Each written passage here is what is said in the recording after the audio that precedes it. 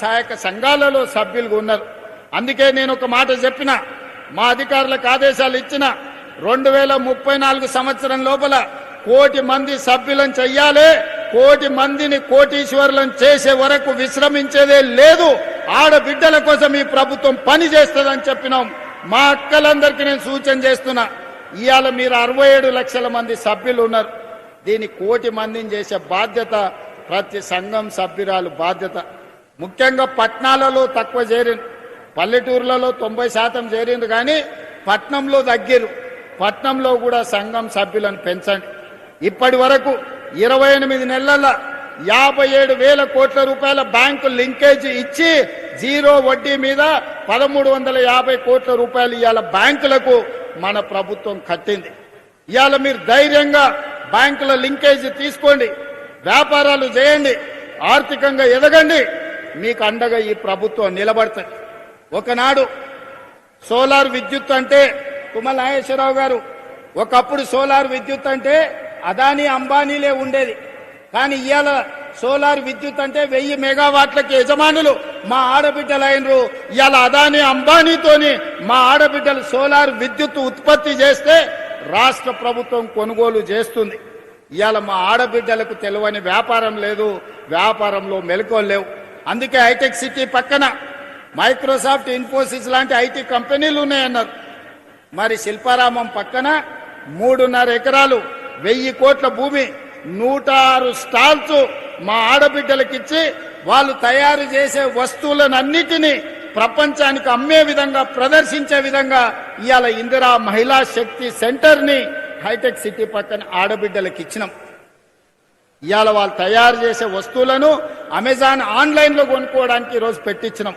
మా ఆడబిడ్డలు తయారు చేసే ఉత్పత్తి వస్తువులు ఈరోజు ప్రపంచానికే ఈరోజు మార్గదర్శకంగా తయారైనాయి. అందుకే మా ఆడబిడ్డలందరినీ నేను కోరుకునేది ఒక్కటే, మీరు ఆర్థికంగా నిలబడాలి.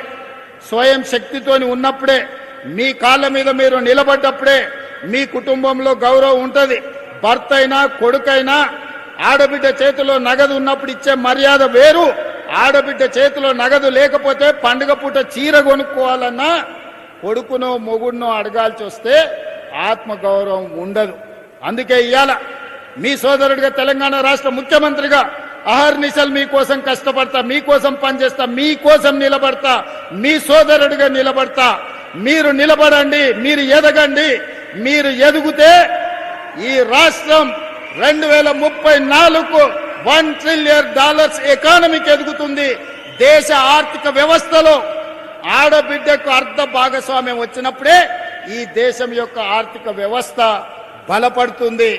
అవసరమైతే ఎవరితోనైనా కొట్లాడతా, ఎక్కడి నుంచైనా నిధులు తెస్తా.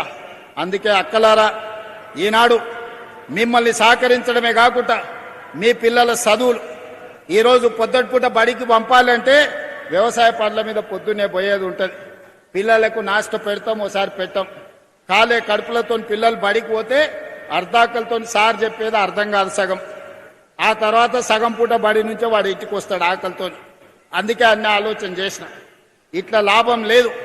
మళ్ళా నర్సరీ, ఎల్కేజీ, యూకేజీ ప్రైవేట్కి పోయి 1వ తరగతికి గవర్నమెంట్కి రావాలంటే అది భారం అయిపోతుంది. అందుకే ఈ సంవత్సరం నుంచి తెలంగాణ పబ్లిక్ స్కూల్ మా మురళి కమిషన్ చైర్పర్సన్ ఇచ్చిన సూచన మేరకు నర్సరీ నుంచే రాష్ట్ర ప్రభుత్వ ఆధ్వర్యంలో ఈ రోజు పాఠశాలలను, తెలంగాణ పబ్లిక్ స్కూళ్లను వచ్చే అకాడమిక్ ఇయర్ లో ప్రారంభించుకుంటున్నాం. మంచి నాస్టా, మంచి లంచ్ అక్కడనే పెడుతున్నాం. ఒక రోజు పిల్లలకు పాలిస్తాం, 2వ రోజు రాగి జావ ఇస్తాం. వారం రోజుల్లో ఆదివారం సెలవు అయితే 6 రోజుల్లో 3 రోజులు ప్రతిరోజు పాలిస్తాం పిల్లలకు. 2వ రోజు రాగి జావ ఇస్తాం. మంచి నాష్ట పెడతాం, మంచి భోజనం పెడతాం. ప్రభుత్వ పాఠశాలల్లో అన్ని వసతులు ఏర్పాటు చేస్తాం. అందుకే ప్రైవేట్ స్కూళ్ళకు పోవాలనే మోజుకు పోకండి. మీరు సంపాదించినంత ఫీజుల రూపంలో నష్టం కాకండి. ప్రభుత్వ పాఠశాలలు ప్రైవేట్ కంటే మంచిగా చేపిస్తాం. ఇవాళ ప్రైవేట్ స్కూళ్ళల్లో చదువుకున్న వాళ్ళ కంటే గవర్నమెంట్ స్కూళ్ళల్లో టీచర్లు అత్యధికంగా చదువుకున్న వాళ్ళు ఉన్నారు. ఇవాళ మన పిల్లల్ని బడికి తోలితే బ్రహ్మాండమైన చదువు చెప్పడానికి టీచర్లు సిద్ధంగా ఉన్నారు. 1,00,000కు పైగా టీచర్లు ఉన్నారు. 18,000 పైన స్కూళ్లు ఉన్నాయి. వీటన్నిటిని ప్రక్షాళన చేసే బాధ్యత నేను తీసుకుంటా. అందుకే విద్యాశాఖ ఈరోజు నా దగ్గర పెట్టుకున్నా, వైద్య శాఖ దామన్న దగ్గర పెట్టిన, సాంకేతిక శిక్షణ శాఖ వివేక్ గారి దగ్గర ఉన్నది. ఈరోజు ఇంజనీరింగ్ డాక్టర్ చదువుకుంటే నౌకరు వస్తుందో రాదో నాకు తెలియదు, కానీ ఏటీసీలో శిక్షణ పొందితే, పాలిటెక్నిక్ చదువుకుంటే, ఐటీఐ చదువుకుంటే నౌకరిప్పించే బాధ్యత నాది. ఈరోజు సాంకేతిక నైపుణ్యం నేర్చుకోండి. ఇవాళ మీరు చూడండి, ఇంజనీరింగ్ చదువుకున్న పిల్లగాడు ఇంటికి వస్తుండు, మంచి డ్రైవరో, ప్లంబరో, ఎలక్ట్రీషియనో, ఏసీఓ, లేకపోతే ఇంటీరియర్ డెకరేటర్సో మంచి పని నేర్చుకున్నానికి. అంతెందుకు మా అక్కలు బ్యూటీ పార్లర్లా కూడా ఈరోజు పని నేర్చుకుంటే బ్రహ్మాండంగా నెలకు 40-50 వేలు సంపాదించుకుంటారు. ఇవాళ ఒకప్పుడు కటింగ్ చేయాలి, మంగళ షాప్లో చేయాలంటే నామోసిగా ఫీల్ అయ్యేది, మంగళూరులో వృత్తి మనం చేస్తామని. ఇవాళ జూబ్లీస్ బంజారులో చూస్తే పెద్ద పెద్ద రెడ్లు, పెద్ద పెద్ద కమ్మోళ్ళు, తుమ్మల నాగేశ్వరరావు గారి చుట్టాలు, మా చుట్టాలు అందరూ కూడా బ్యూటీ పార్లర్లు పెట్టుకొని పెద్ద పెద్ద మంగళ షాపులు నడుపుతున్నారు. కాలం మారింది, కాలం మారింది కాబట్టి పని నేర్చుకోవాలి. ఒకప్పుడు చెప్పులు కుట్టడం నామోసి, ఈరోజు లెదర్ టెక్నాలజీలో ఫ్యాషన్ డిజైన్స్ వచ్చినాయి. ఒకప్పుడు ఊర్లలో టైలరింగ్ చేయాలంటే ఎవరు టైలర్ చేస్తాడా అనేటోళ్ళు, బతకలేనోడు టైలరింగ్ చేస్తాడని.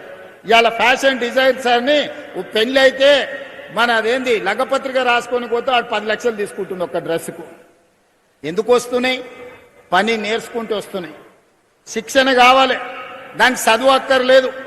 దానికి చదువు తక్కువ ఉన్నా పని నేర్చుకునే తెలివి ఉంటే ఈరోజు ఈ పనులల్లా నెల తిరుగుతే ₹1,00,000 సంపాదించుకునే అవకాశం వచ్చింది.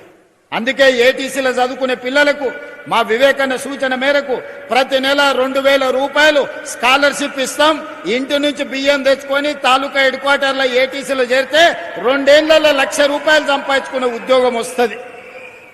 అందుకే మా పిల్లలకి ఈరోజు నేను సూచన చేస్తున్న యువకులకు, కాళ్ళ మీద నిలదొక్కోండి, మీ తెలివితేటల్ని ప్రదర్శించండి. ఇవాళ రేపు పాడేటోళ్ళకి ఎన్ని అవకాశాలు వచ్చినా యూట్యూబ్లో ఎన్ని పైసలు సంపాదించుకుంటారు. ఈరోజు టాలెంట్ ఉంటే ప్రపంచం మీ ముందు తల వంచి నిలబడుతుంది. ఒకప్పుడు లేదు, ఒకప్పుడు ఇంటర్ చదువుకోవాలి, డిగ్రీ చదువుకోవాలి, పీజీ చదువుకోవాలి, పిహెచ్డి చేయాలి, అప్పుడు వచ్చి చిన్న నౌకరు చేయాలి. ఇవాళ రేపు 12 తర్వాత మాట్లాడడానికే నేర్చుకొని 3 భాషలు వస్తే నువ్వు పని నేర్చుకున్నావు అంటే ఎవరైనా నీ దగ్గరికి ఏడున్నా ఎత్తుకుంటా మన దగ్గరకు వచ్చే పరిస్థితి ఉంది. అందుకే సాంకేతిక నైపుణ్యం ఉన్న విద్య వైపు మనం మరలాలి. వ్యవసాయంలో మెలకువలు నేర్చుకోవాలి. వ్యవసాయంలో మంచి పంటలు, లాభదాయకంగా వచ్చే పంటల్ని ఈరోజు మనం పండించాలి. ఇవే మన జీవితాలను మారుస్తుంది, ఇవే మన జీవితాలలో మార్పు తీసుకొస్తాయి. అందుకే నేను ఈ వేదిక మీద నుంచి రాజకీయాలు మాట్లాడదలుచుకోలే. ఎన్నికలప్పుడే రాజకీయాలు, ఎన్నికలప్పుడు పోటీ ఎన్నికల్లో నిలబడ్డప్పుడు రఘునందన్ రావు గారిని ఓడగొట్టాలని నేనే ఈడ మస్తుగా తిరిగిన. ఎన్నికలు అయిపోయినాయి, మీరు అందరు తీర్పు ఇచ్చిండ్రు. ఆయన ఎంపీ అయిండు, నేను ముఖ్యమంత్రి అయినా. మేమిద్దరం ఈరోజు సమన్వయం చేసుకుంటే మీ ప్రాంతం అభివృద్ధి జరుగుతుంది. ఇవాళ సిద్దిపేట ప్రాంతంలో సమస్యలు చెప్పిండు, దుబ్బాక ప్రాంతంలో సమస్యలు చెప్పిండు, ఈరోజు ఇతర ప్రాంతాల సమస్యలు చెప్పిండు. ముఖ్యమంత్రిగా నా బాధ్యత ఎంపీ గారు నా దృష్టికి తీసుకొచ్చిన సమస్యల్ని పరిష్కరించడం. అందుకే ఈరోజు ఇక్కడనే కాదు, రేపు ఎరువులు, ఇజ్రాయెల్ ఇరాన్ యుద్ధం జరుగుతుంది. యుద్ధం అక్కడ జరిగితే మనకేందని, మన ఎరువులు మొత్తం విదేశాల నుంచే రావాలి, గ్యాస్ అక్కడి నుంచే రావాలి. ఈరోజు మనకు రాబోయే రోజుల్లో యూరియా కొరత వచ్చేటట్టు కనిపిస్తున్నది. యుద్ధం కొనసాగితే యూరియా సమస్య వస్తుంది. కానీ మనకి ఇక్కడ రామగుండం ఫర్టిలైజర్ కార్పొరేషన్ ఉన్నది, ఉత్పత్తి చేస్తుంది. మన దగ్గర ఉత్పత్తి చేసేది మొత్తం మనకే ఇవ్వాలి. దీనికి సంబంధించి తుమ్మల నాగేశ్వరరావు గారికి నేను సూచన చేస్తున్నా, ఒక డెలిగేషన్ తీసుకొని మన ఎంపీలతో పాటు బీజేపీ ఎంపీలను కిషన్ రెడ్డి గారిని కూడా సహకారం తీసుకొని కేంద్ర మంత్రి దగ్గరకు వచ్చి రేపు యుద్ధం ద్వారా మన ప్రాంతంలో ముఖ్యంగా ఎరువుల కొరత, యూరియా కొరతను ఎదుర్కోవడానికి, అత్యధికంగా మన రాష్ట్రానికి తెచ్చుకోవడానికి మిత్రులు రఘునందన్ రావు గారిని, కిషన్ రెడ్డి గారి సహకారంతో నరేంద్ర మోడీ గారితో మాట్లాడి ఈరోజు తెలంగాణ రాష్ట్రానికి అత్యధికంగా యూరియా తెచ్చుకునే ప్రయత్నం చేద్దాం. ఎందుకంటే మన రైతులు అత్యధికంగా వరి పండిస్తున్నారు. వరి వేసిందంటే యూరియా కావాల్సిందే. ఈరోజు నానో యూరియా వచ్చింది, శ్రీనివాసరెడ్డి గారు చెప్తున్నారు. దానికి కూడా మనం కొంత మారాలి. రాబోయే సమస్యను ముందుగానే ఊహించి రేపు ఖరీఫ్ పంటల్లో యూరియా సమస్య రాకుండా మనం చర్యలు తీసుకోవాలి. ఇవన్నీ చేయాలంటే రాజకీయ సమన్వయం ఉండాలి. ఎన్నికలు వచ్చినప్పుడు కొట్లాడుకుందాం, ఎన్నికలు వచ్చినప్పుడు పోటీ పడదాం.